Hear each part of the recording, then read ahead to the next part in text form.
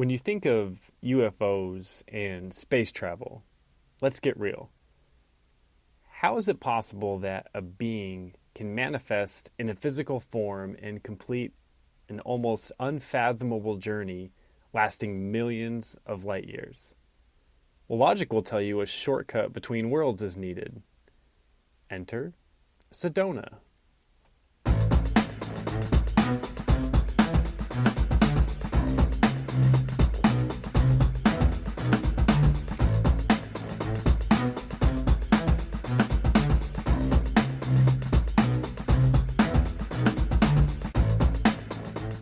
Find It Radio Season 1, Episode 4, Sedona. This episode is one that I didn't necessarily see coming. I didn't have a UFO episode in the works when I thought about this show and this podcast, and honestly didn't really know if another one was needed, if we need another perspective or play-by-play account of the events in the Rendlesham Forest or Roswell or things like that. Although the Phoenix Lights event is kind of tempting, just being an Arizona boy, but this idea perhaps of an entry point to our world is a springboard into maybe a lesser explored theory. And that's what I want to do here is look into Sedona, Arizona, and mainly Vortexes, not vortices, which I found out the awkward way, but vortexes. So what is a vortex? Well, there's a vortex and there's a portal. The best way that I can explain it is both are essentially an axis point for energy. A vortex is swirling, and a portal is more like an open door. Both, we've all heard about like a wormhole, and if you are picturing in your head a piece of paper, 8.5 inch by 11, and on the two farthest away points, put your fingers right there, mentally, in your head, with your mental paper and your mental fingers. It's a very far distance, and that distance we're talking about is millions of light years, which is what scientists and astronomers say is like the next closest inhabitable world and things like that. Okay, so you have your imaginary fingers on your imaginary paper, and then push the ends of the paper that are under your fingers together to where your fingers are touching, and then the middle of the paper has folded up. You guys can picture this. You're a smart audience. And then so where it touches, you're going to essentially make a hole right there. So rather than traveling across this vast distance in your spaceship, if you're an alien, and let's just say you enter some sort of hypersleep mode where you can sleep for that long and that far without hitting any space debris or getting pulled off course. The whole idea is of interstellar travel seems a little hard to think is real, where interdimensional seems more likely. But anyway, so you've taken that great distance that's in your fingers and you've made it into nothing because you've gone through a wormhole, a shortcut. And that's what we can kind of look at as what a portal and vortex might be. And so they're both described as a point where energy is entering Earth or projecting out of Earth's plane. So we can assume that that's sort of like a go-between between I got caught up in betweens. A go-between of two faraway points. And for portal's sake, let's just focus on a vortex. But really, they just might be one and the same. And it's believed to be a special spot on Earth where you have this invisible, yet you can feel it, force of energy. And whether that energy is positive, negative, however it makes you feel, whatever is charged around it, it's there. And These particular vortexes are abundant in specific areas of the world, country, states, things like that. So you could probably think of a few locations for that. Great Pyramids in Egypt, Machu Picchu in Peru, Bali, Stonehenge, things like that. But we're going to speak locally, since this podcast is dedicated mostly, at least in this first season, to Arizona. We're going to speak about the Sedona Vortexes. And it's been suggested that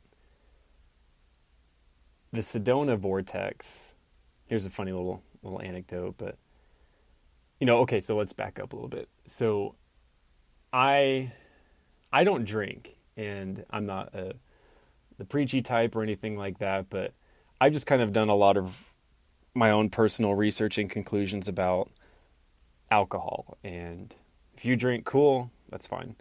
I don't care, but I'm always, if you go back into some of the other episodes I've done where I talk about the meaning of words or the meaning of symbols or influencing and things like that, I've always been curious about alcohol in the sense of a word for it is spirits. We've all heard of, different alcoholic drinks being called spirits.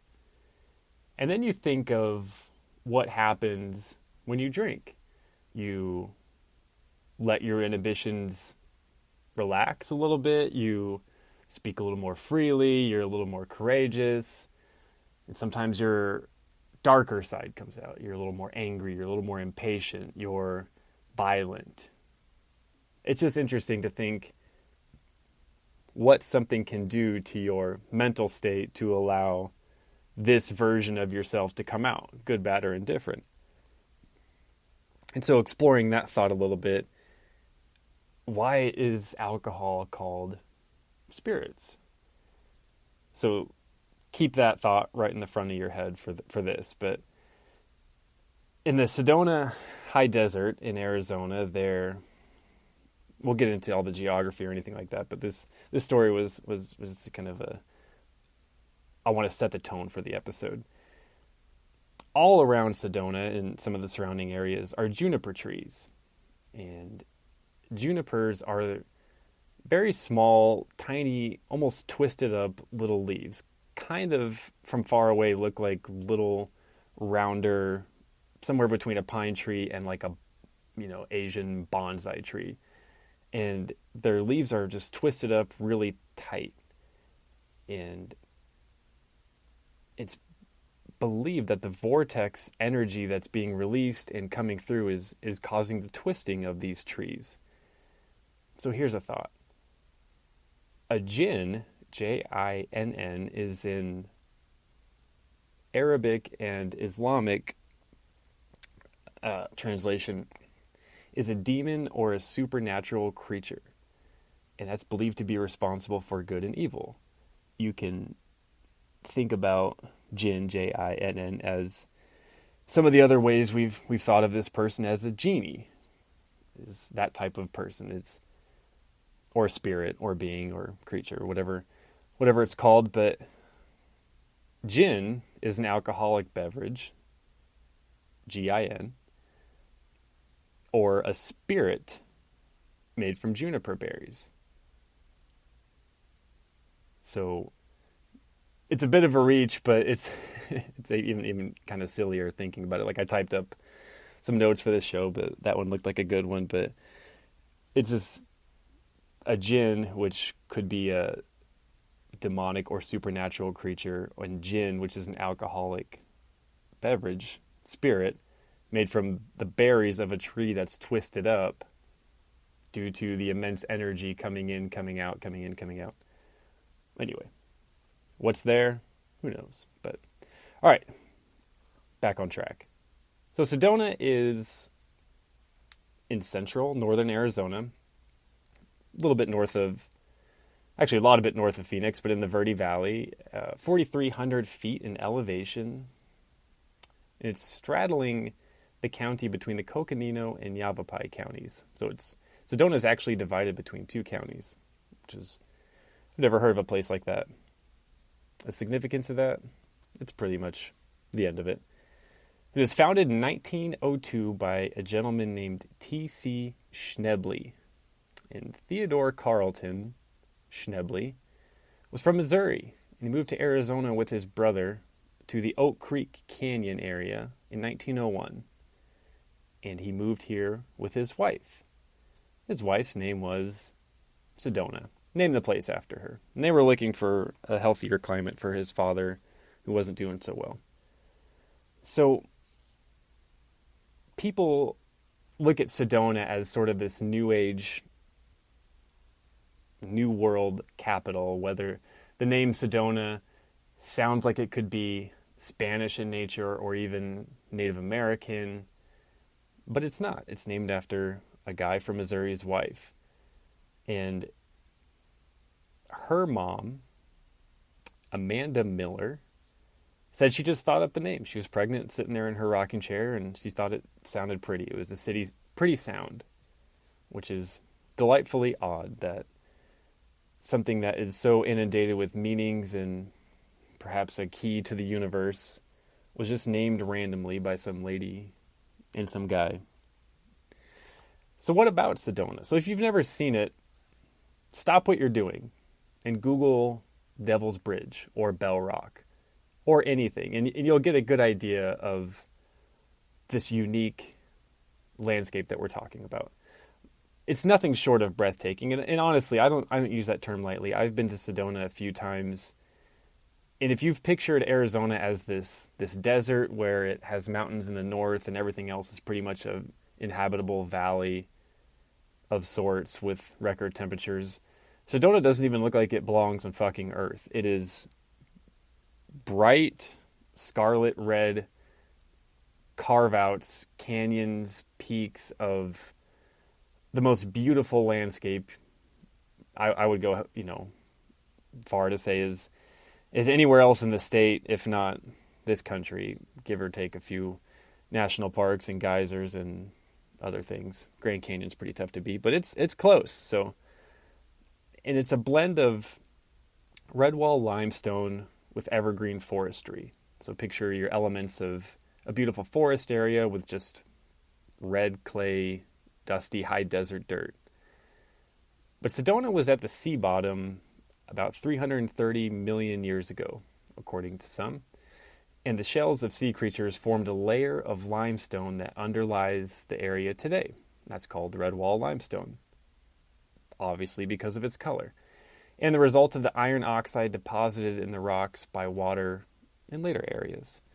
So water erosion widened cracks into broad valleys, leaving only islands of the original layers in the form of the red butte spires, towers that now surround Sedona as these silent giant sentinels from a remote past.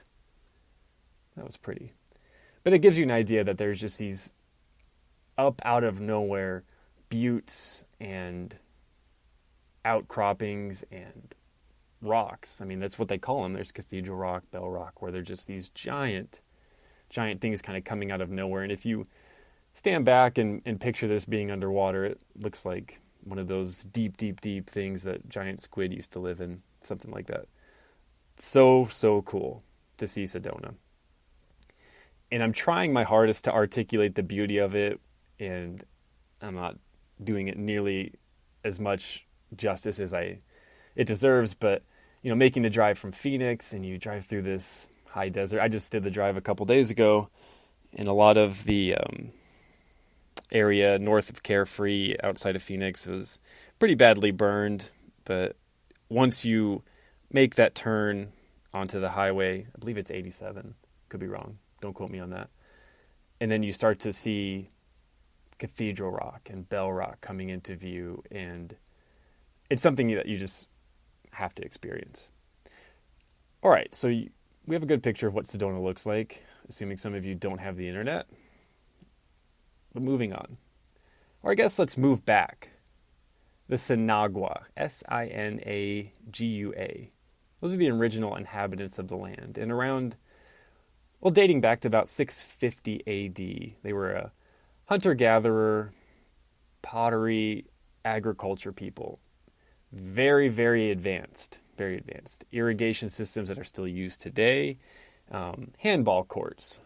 So we all know what handball is. Very, very basic form of a lot of the sports we play today. But thinking of what life was like to where you have everything dialed in to the point where you're playing sports. Kind of like where we are now. You know, we have our personal lives, our families, our work, and we still have time to enjoy some recreational stuff because we are, depending on who you ask and depending on the fucking day in 2020 lately, but at large, we're a pretty comfortable people. And so you can imagine that if you have time for recreation now, things are good. 650 AD and so on, things are probably in a comfortable spot. They had trade routes with the Hohokam tribe to the south and the Anasazi tribe to the north. So let's focus on the Anasazi just for a second. They're a curious group. With a fun fact. So the Anasazi disappeared in the 13th century. Perhaps you've heard of it, and there's many ways to speculate as to where they went, but that's one of the most accepted theories is they're gone. And they shared a lot of northern Arizona, parts of Utah, Colorado. And in the Navajo language, Anasazi means ancient strangers or ancient enemy. And according to believers, they either saw aliens, were abducted by them, or they were just aliens altogether and bounced. So who are the believers? What does all that mean? Don't worry about it. So back to the Sonagwa. Again, they were extremely advanced, and by 800 AD, they created these breathtaking adobe structures, their houses. Some of them were offshoots from the caves and the rock walls around there, and some were independent on their own. But some of these adobes had 35 rooms, capable of housing hundreds of people. They kept parrots, wild turkeys, and horses as pets. They displayed expertly woven cotton and pottery, on and on and on. Peak of their civilization. So, of course, what did they do? Well, they too disappeared. Gone. And this is known as the Great Abandonment. 5,000 of them, which was their record keeping, which up for debate, but we're just going along with it. And they're gone. Some believe they migrated north to join the Hopi, which is we've talked about in the previous episode about a little bit about the Hopi in northern Arizona, southern Utah. Funny thing about the Hopi is the Hopi name for their legendary home, their place of origin, and the beautiful, I guess, promised land that they came from, a very proud people, is Palatquapi, Platkwapi,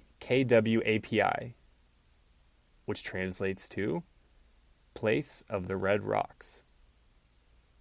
So, interesting. So let's move to the present era and some of the things that make Sedona legendary.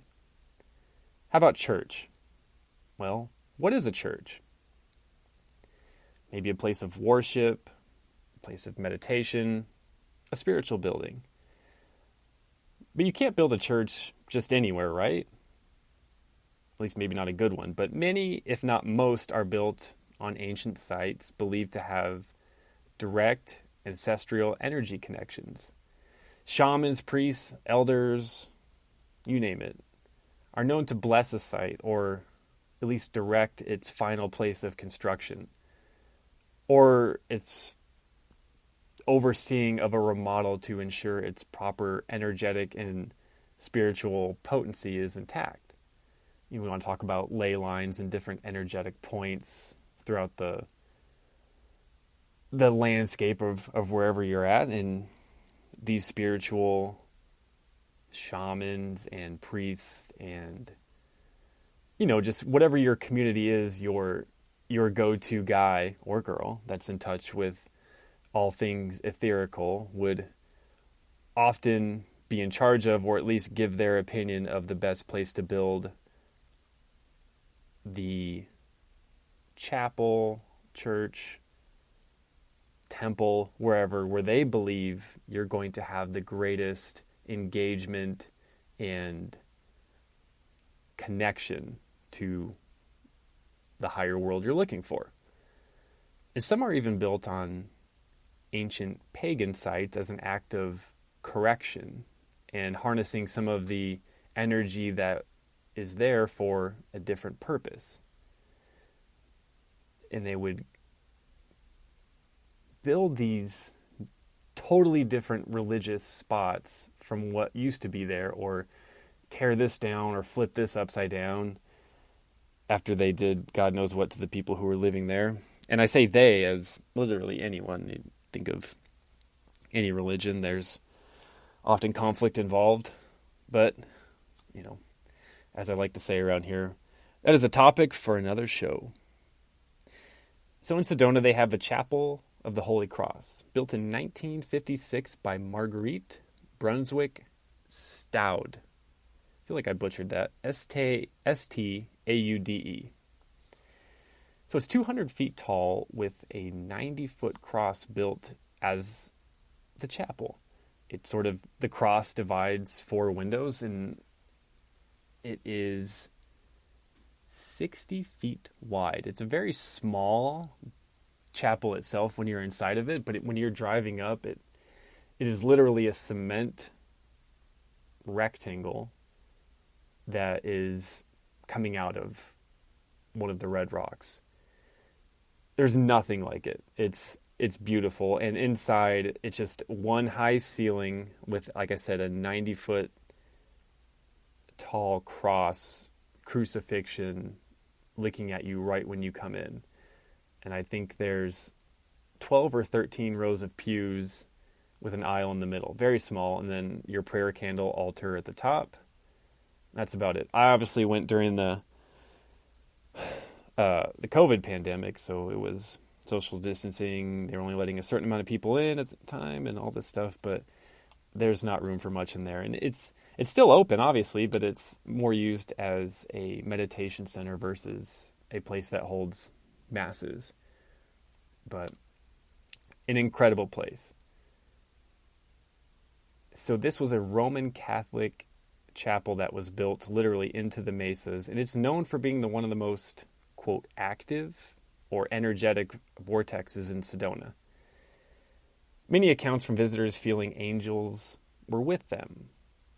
Photos and orbs that just can't be explained of people. It's a tourist spot, and when I was there, I just saw a bunch of people taking pictures. I took a bunch of pictures, and I'm not a church guy, and it's just not something that resonates with me. And I'm on this journey my whole life to try and be an authentic version of myself, and I'm not going to fake it. I spent a lot of years of my life faking it. So anyway, when I go to a church, I'm just looking around. I'm looking for Easter eggs. I'm looking for clues. I'm looking for, why is this there? And just trying to have a better understanding of what this building is and what it represents. And when I was at the Chapel of the Holy Cross in Sedona, I tell you, I felt it. I had the place to myself, it felt like, and maybe for about 3 minutes, and I took quite a few pictures, but the I guess we'll call it the sculpture of Jesus is clearly the focal point in there, and it's one of those that there's a lot of detail, and it's huge, and it rattled me a little bit to see it. It was very, like I said, very detailed. But go back outside, take some photos, all that stuff. And as I was, kind of hanging out in there, I wasn't really thinking about much. I was just kind of acting. I was, going over here, looking over here, snapping a picture here. I set up my camera on a little tripod and, kind of stood next to Jesus and just things like that. It was just really weird. I had a really direct sort of feeling while I was there. Hard to explain, but like I said, my experience was my own, and I'd like to go again and let my mind wander a little bit more, but this I wouldn't be doing such a place that is so beautiful justice if I didn't spend a little time talking about what had happened when I was there.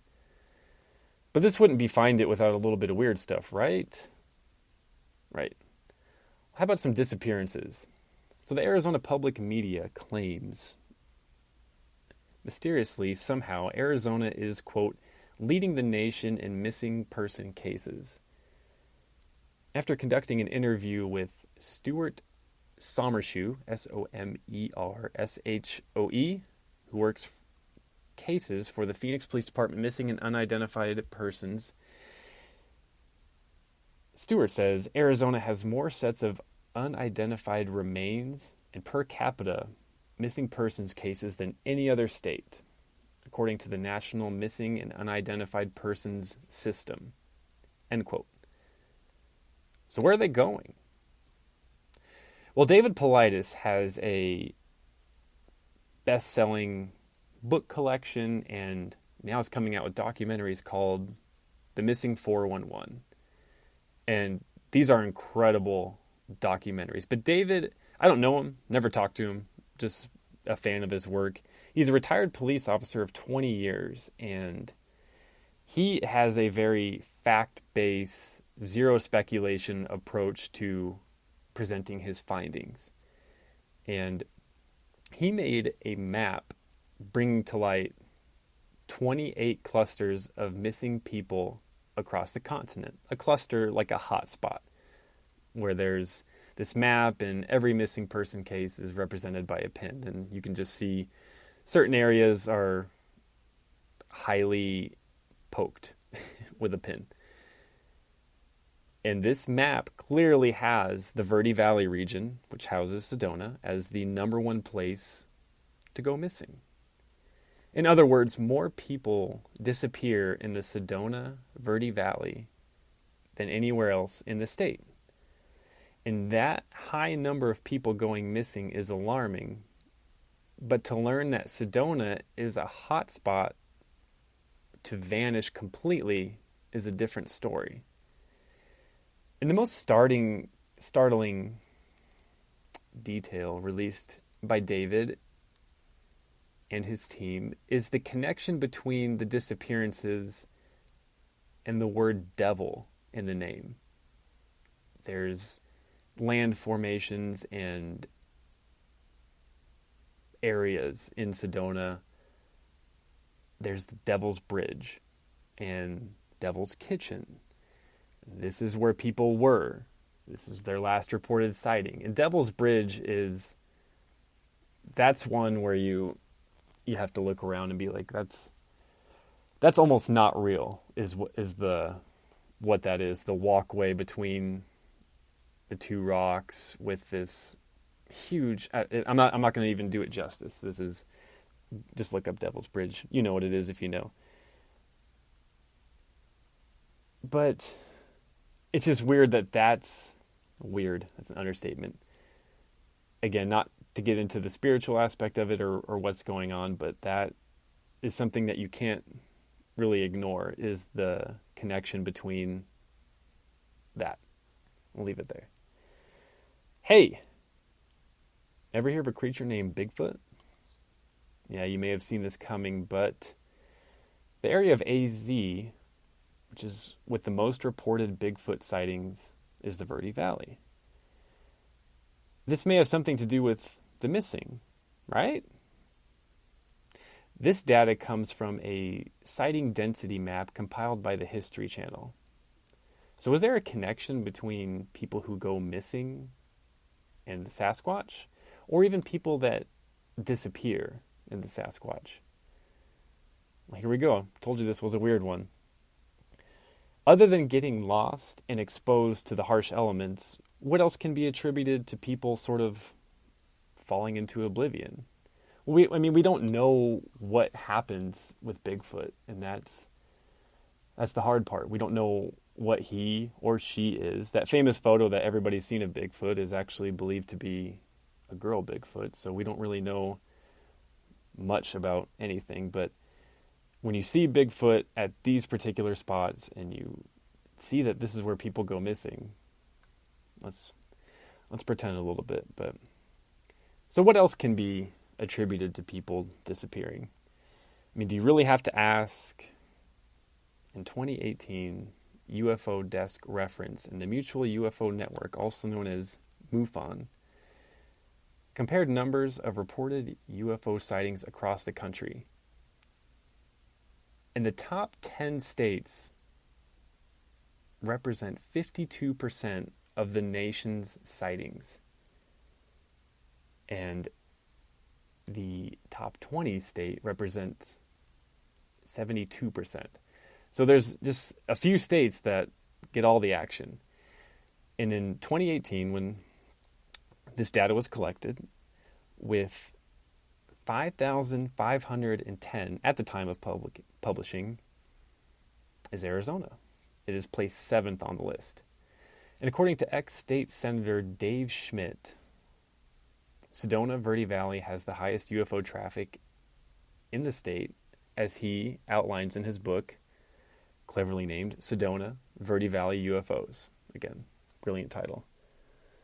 Many other sightings and reports around Arizona, including what is called the Mogollon Monster, Mogollon, which fits the description of Sasquatch, but that's much further north towards the Grand Canyon area, so we're going to not really touch too much on that, actually anymore at all, but just thinking about this central northern Arizona area. This is where people think Bigfoot likes to play. But the Bigfoot legends go back over 100 years, as sheep herders who were in communication with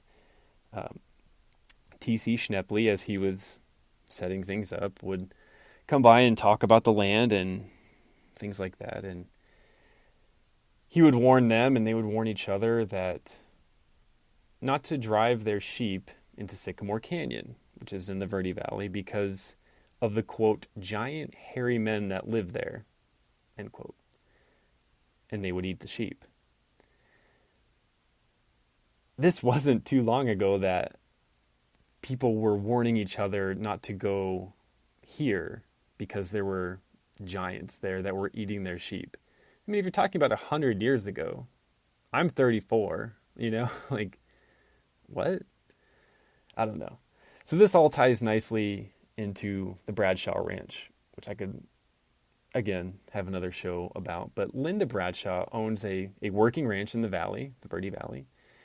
And a few decades ago, after spotting Bigfoot numerous times, she had tried to shoot some photos of what she heard and saw and things like that, and had the photos professionally developed. And the photos contained a multitude of strangeness, including orbs and UFOs.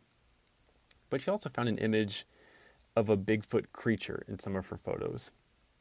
But it doesn't stop there. She named the Bigfoot Big Girl, because apparently Big Girl would make her presence known, and she would leave long branches arranged in geometric patterns to get Linda's attention. And she would leave little stackings of rocks and leaves and little things that she would make, and Linda believed that she was friendly. But hang in there, this is all going somewhere. But many eyewitnesses reported seeing Bigfoot and UFOs at similar times. And different people would report sightings in the same area of both.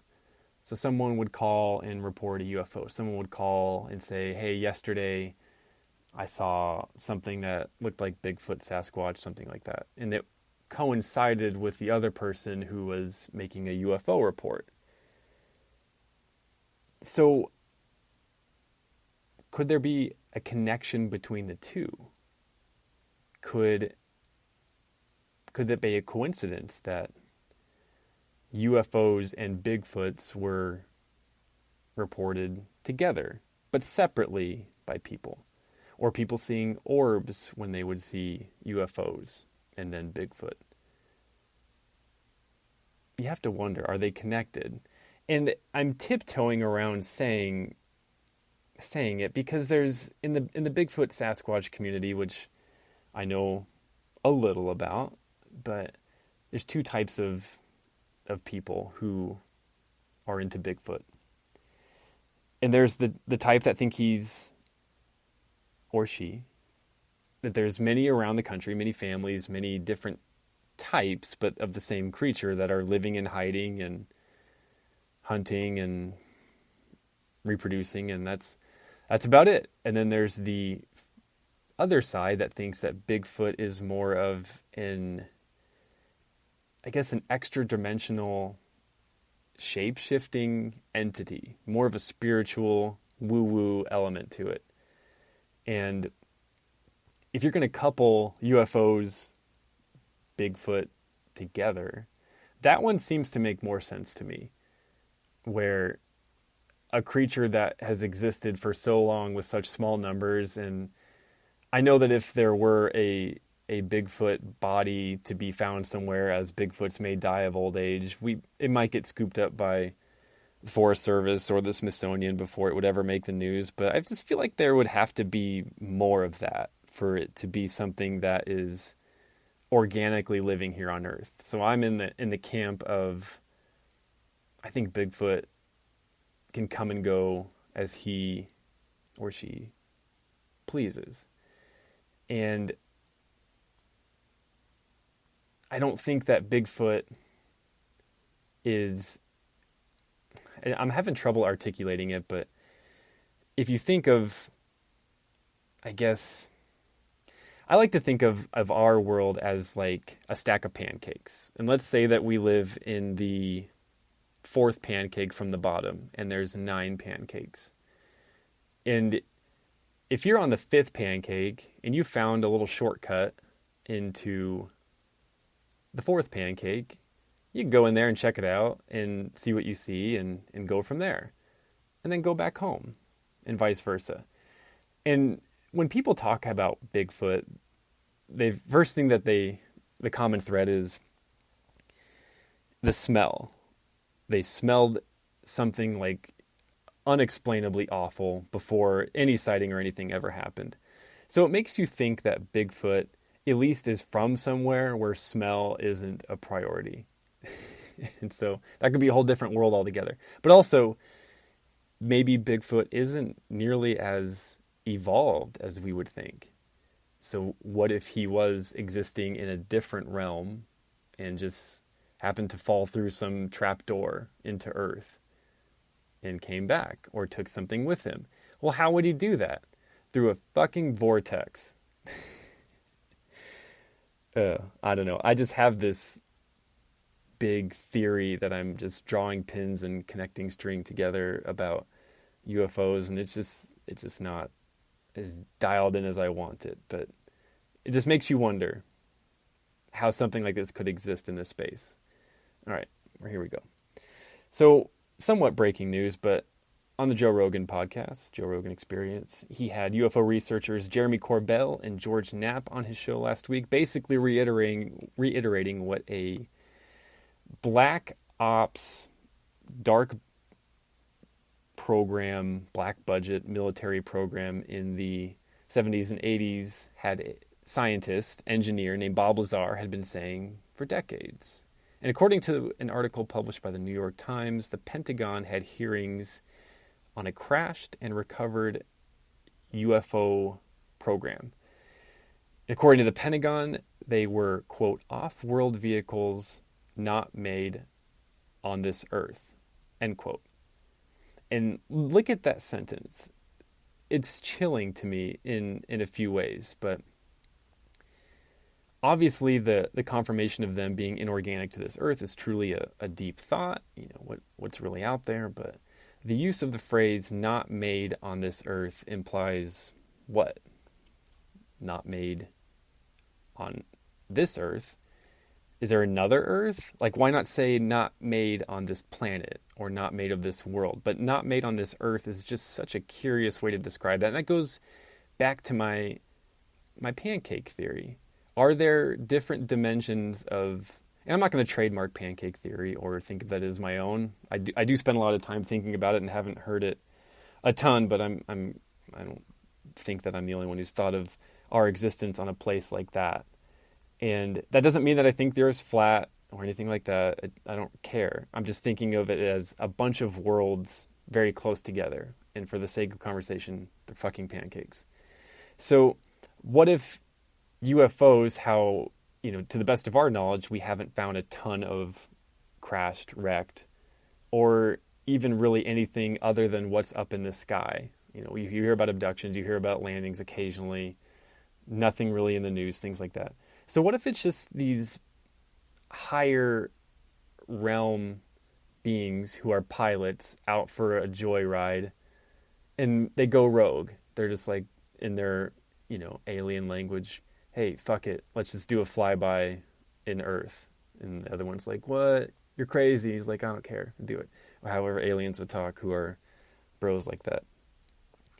So that could be kind of how you see UFO sightings, and they're gone and they're unexplainable. And same thing with Bigfoot and all these orbs. They're coming through a port of entry somewhere. Where could that be? So I don't know. I just got really hung up on the other Earth from not of this Earth. And I just think about it. Like, you think about those pilots, those spacecraft, those that obviously operate with a different set of physics, a different set of rules. And people say that they see Bigfoot and Bigfoot sees them, and that Bigfoot almost has this look of like, oh shit, you weren't supposed to see me. Like maybe they're checking something out. Maybe it's just fun. Maybe they stumbled into something and they're like, how do I get out of here? I don't know what to do. These are things that are unknowable, and this is a good representation of my ramble. And I don't know. I like it. This sounds fun. But you have to think, if we're talking about something traveling an unfathomable, incomprehensible distance of millions of light years, it just doesn't make as much sense as somewhere that's a port of entry, that if you just are in your world and you know it's there and you can fly through it or jump through it or whatever you do, and then you end up in Earth through one spot. Even around the world there's different spots, but that's a vortex. It's what it has to be. I don't know. So it's funny, one of the very popular vortexes in Sedona, of course, is named the airport vortex. So here's what I learned. This is all in Sedona. Just take a minute to compile an internal assessment of Sedona.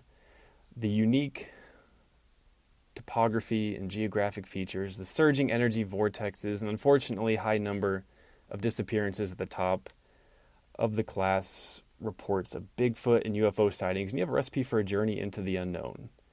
So that's what I found out, but through all this I learned enough to know what I don't know. And there's some real threads out here that I'd like to continue to pull on, and hopefully others will too, but this could be something woven so precisely it may not unravel.